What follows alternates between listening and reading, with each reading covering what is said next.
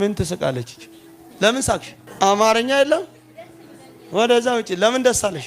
በካራቴ የሚያወጣ አንድ እዩ ጩፋ ይባላልና እሱ ጋር ቢደም ተወዳጅ ዘፋኝ እንዲሆን በነብይ የተነገረው ዘፋኝ እሽተኪነ ራ አንተነ ናስኪ የሮጥክ እዚሁ ስቴጅ ና ባራምበጸና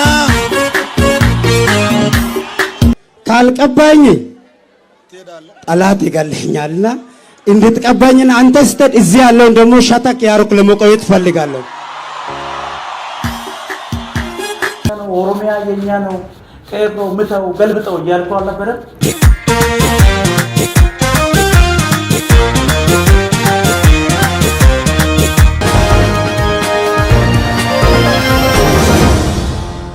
ቄሮን አንቀሳቅስ ነበር የሚለው የቀድሞ ዘፋኝ አሁን በነብይ እዩ ጩፋ ታለልኩ ብሏል። እዩ ጩፋ በቅርቡ በለቀቀው የመዝሙር ክሊፕ ላይ አጃቢ ሆኖ በድንገት የተከሰተው ይህ ዘፋኝ ማረከኝ ማረከኝ ውበት ማረከኝ ማረከኝ ማረከኝ ስና ማረከኝ እዩ እኔን የተጠቀመብኝ መዝሙሩ ከፍተኛ እይታ እንዲያገኝና ትኩረትን ለመሳብ ነው እያለ ነው። አብረውት ሲያገለግሉ የነበሩ ሐሰተኛ ነብዮችና አገልጋዮችም በድብቅ አልኮል ተሰብስበው ሲጠጡ በአይኔ በብረቱ አይቻለሁ እያለ ነው። በሰማይ ቁጭ ያለ እግዚአብሔር እኮ ያየው እንደዚህ ተጣሉ ሰምታል አሳብቼ እሺ። የሐሰተኛ ነብያት ገመና አሁንም እየተገለጠ ነው። ፓስተር ሶፊ በሚያዘጋጀው የቃለ መጠይቅ ፕሮግራሞች ላይ የሐሰተኛ ነብያቱን ድብቅ ሥራ እያጋለጠ ቀጥሏል። እስካሁንም የእምነቱ ተከታዮችን እያሳቱ ያሉትን ድብቅ ሥራዎች እየፈለፈለ ማጋለጡን ተያይዞታል። አሁን ደግሞ እዩ ጩፋ በቅርቡ የለቀቀውን የመዝሙር ክሊፕ እይታ እንዲያገኝ ተጠቅሞብኝ ተወኝ እያለ ያለውን የቀድሞ የኦሮምኛ ዘፋኝ ይዞ መጥቷል። ይህ ዘፋኝ በቀድሞ ህይወቱ ፖለቲካ ቀመስ የሆኑ ዘፈኖችን በመዝፈን ይታወቃል። ይሁን እንጂ ከዕለታት በአንዱ ቀን ከጓደኞቹ ጋር ቁጭ ብሎ እየቃመ ባለበት ሰዓት በድንገት መጋኛ እንደመተው ይናገራል። በወቅቱ እጅግ አስደንጋጭ ነገር ሆኖበት እንደነበረ የሚናገረው ይህ የቀድሞ ዘፋኝ ፊቱ ላይ ከባድ ችግር አጋጥሞት ነበር። ይህንን ተከትሎም በሌሎች ጓደኞቹ ጥቆማ በካራቴ ሴጣን የሚያወጣ ነብይ አለ ተብሎ እዩ ጩፋ ወደሚያስተዳድረው ቸርች ይሄዳል። ከዛም የቀድሞ ህይወቱን ያወቀው እዩ ጩፋ ዘፋኙን በመድረክ ላይ እንዲሁም የተለያዩ አገልግሎቶች ላይ ከጎኑ እንዲቆም ሲያደርገው ነበር። በዚህ አላበቃም። በቅርቡ በለቀቀው የመዝሙር ክሊፕ ላይ ከጎኑ ሆኖ ሲያጅበው እንዲታይ አድርጎታል። ይህንን ያዩ ሰዎችም ከሙዚቀኛነት ወደ መንፈሳዊ ህይወት የተመለሰውን ይህንን ዘፋኝ እዩ ጩፋ እያገዘው እንደሆነ አድርገው እንዲያስቡት አድርጓቸዋል። ለመኖሪያ የሚያስፈልገውንም ያግዘዋል ተብሎ ቢነገርም እሱ ግን ከእዩ ጩፋ ያገኘው ምንም ነገር እንደሌለ አሁን ከሶፊ ጋር በነበረው ቃለ መጠይቅ ላይ አጋልጧል። አንድም ቀን ከፍሎልኝ አያውቅም፣ እስካሁን በራሴ አቅም ነው እየታገልኩ ያለሁት ብሏል። ለአገልግሎት አብሯቸው በሚሆንበት ጊዜም የአልኮል መጠጦችን ሲጠጡ አይቻለሁ በማለት እየተካሄደ ያለውን ሁሉ ይፋ አድርጓል። ከጊዜ በኋላ ቀድሞ በእዩ ጩፋ ያገኝ የነበረውን ትኩረት የተነፈገው ይሄ ዘፋኝ ከሆነ ጊዜ በኋላ ጭራሹንም እዩ ጩፋን ለማነጋገር ፈልጎ ጥረት ቢያደርግም ጠባቂዎቹ ሊፈቅዱለት አልቻሉም። ወንጌል እንሰብካለን የሚሉ ሐሰተኛ ነቢያት ዘፋኞችን እንዲሳካላቸው መተንበይ ጀምረዋል። አንድ በጣም የሚገርም እንግዳ በመካከላችን አለ። ምን አይነት መልእክት ይዞ እንደመጣ አላውቅም። እኔም አሁን ራይት ነው አሁን ነው የሰማሁት። ታሪኩ ጋንጊሳ በጭብጨባ ተቀበሉልኝ።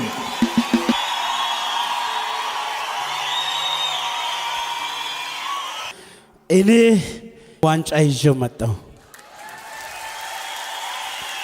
በፕሮቴስታንትም ሆነ በተቀሩት የክርስትና እምነት አስተምህሮች የሚታመንበት መጽሐፍ ቅዱስ የሚለው ዘፋኝ መንግስተ ሰማያትን አይወርስም ነው። ታሪኩ ዲሽታጊና ከዓመታት በፊት ብዙዎች የማያውቁት ባህላዊ ሙዚቀኛ ነበር። ታዲያ እዩ ጩፋ ወደሚያገለግልበት ቸርች በሄደበት ጊዜ እዩ ጩፋ ሲሳካልህ አይቻለው፣ ወደፊትም ህዝቡ ሁሉ የሚያደንቅህ ዝነኛ ዘፋኝ ትሆናለህ ብሎ ተነበየለት። ታዲያ ከዓመታት በኋላ ከዚህ ቀደም ሰርቶት የነበረው ዲሽታጊና የተሰኘው ሙዚቃ ከፍተኛ ተወዳጅነትን አግኝቶ ከተለያዩ አካላት በርካታ ሽልማቶችን አግኝቷል።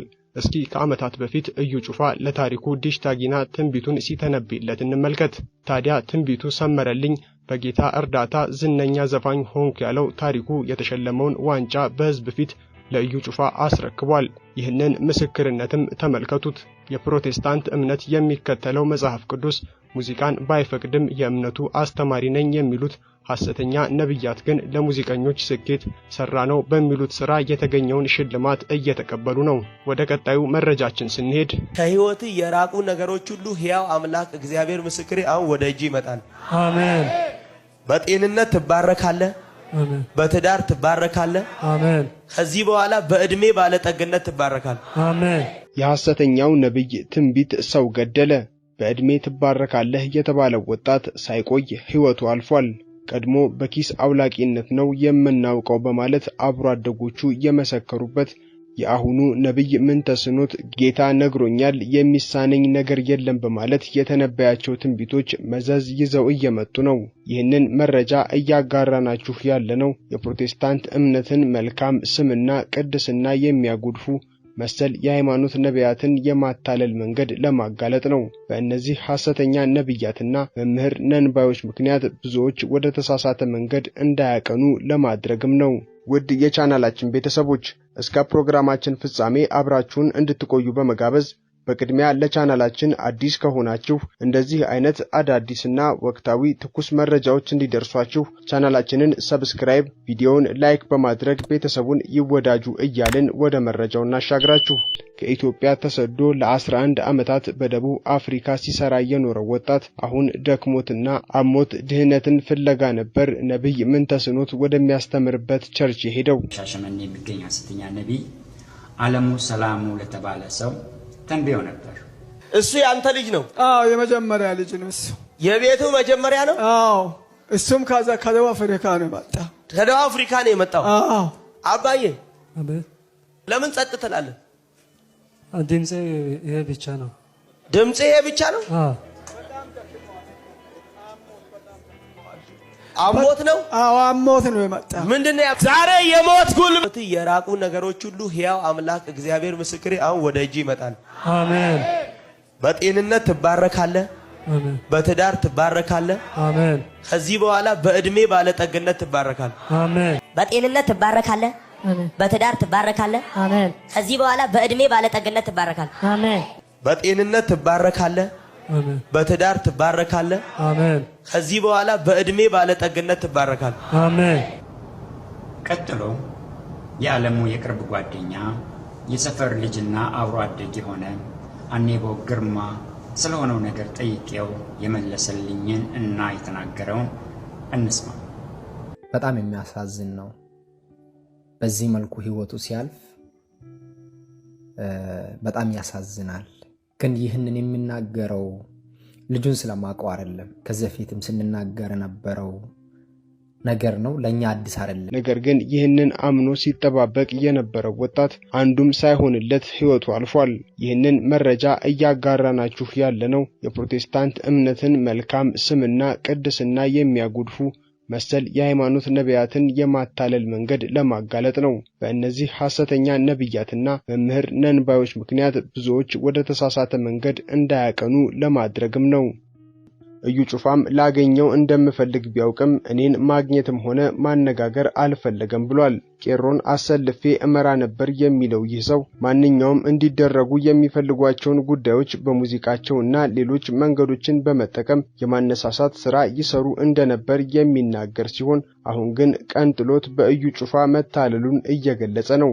አሁን ላይ በባለ ሀብቶች ተከቦ ችላ ሊለው እንደቻለ ገልጾ አሁን ላይ ለእዩ ቪኤት መኪናና ሌሎችም የገንዘብና ልዩ ልዩ ስጦታዎችን ለመስጠት በሚፎካከሩ ባለ ሀብቶች መከበቡን ይናገራል። አሁንም በድጋሚ እንላለን፣ እነዚህ መረጃዎች በሐሰተኛ ነብያት ምክንያት የፕሮቴስታንት እምነት ተወቃሽ እያደረጉ እንዳይቀጥሉ ማድረግ ነው። በቀጣይም እንደዚህ አይነት መረጃዎችን መስጠት የምንቀጥል ሲሆን ተመልካቾቻችንም እንደዚህ አይነት መረጃዎችን ስታገኙ እንድታጋሩን እንጠይቃለን።